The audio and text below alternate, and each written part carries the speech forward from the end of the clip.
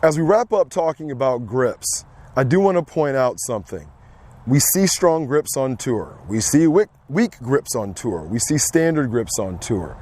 So I really look for examples of each that we can sort of point out, and I don't necessarily change a grip as soon as I see a student. The way that I'm starting to educate people on golf is not to box you in, but to just help you understand kind of the parameters of what's good and what might be bad. And we kind of reference all sports in doing that. Basketball players, all the people that played center didn't move exactly the same. All the people that run and sprint in the Olympics don't all have the same motion. All the people that throw a ball don't all look the same. So we don't have to look the same. Examples for what we're talking about now, thinking of some examples of some weaker grips with longer thumb. Collin Morikawa comes to mind, where we can almost see his thumb between his finger. He does play a cut, which is more of an open face shot, which does kind of work from left to right into the target there for most parts, but I do believe he has the ability to work it both ways.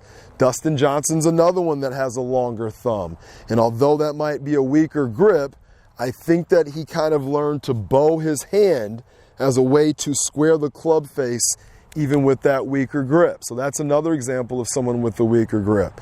I think of Ben Hogan historically, who had a miss left, and he was trying to take the left side of the course out of play, and his grip and grip principles were a little bit on the standard to almost weaker side as well. So those are three great examples of weaker grips, Collin and Dustin having that longer thumb that I can recall.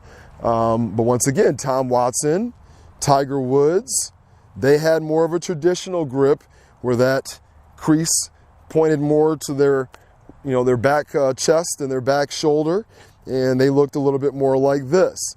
Tiger had the ability to work it both ways, played a draw as a younger man. Tom Watson, I believe, played a cut, but once again, I think had the ability to work it both ways. So those are examples of guys that had a little bit more of what I'm talking about in reference to a traditional, creases pointing to that back shoulder look. Fitzpatrick is my best example of a person who's a major winner that has a super, super strong left hand. He does have a great shoulder turn, and he looks to not use his hands much in his golf swing, and tries to keep them very quiet, even having that cross-handed look to some of those chip shots that he hits. So, I think that he has that stronger hand to kind of avoid missing right or having that wide club face at impact that causes those misses or slices out to the right. So those are great examples of people that are successful in each one of those.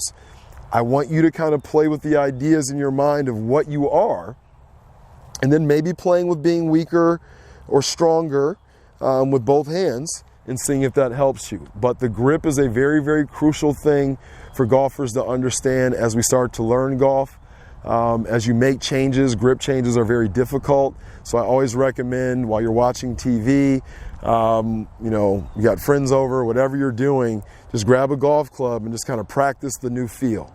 Because the more we do that, the more that new feel becomes, something that we can use in our brain and more comfortable in our brain, and then we can put it into action when we actually play on the golf course. So think about your grip and think about the pinches you're creating, the strength of your grip, and making sure your hands are working as one on the golf club and not being separate. And that should help you with your grip.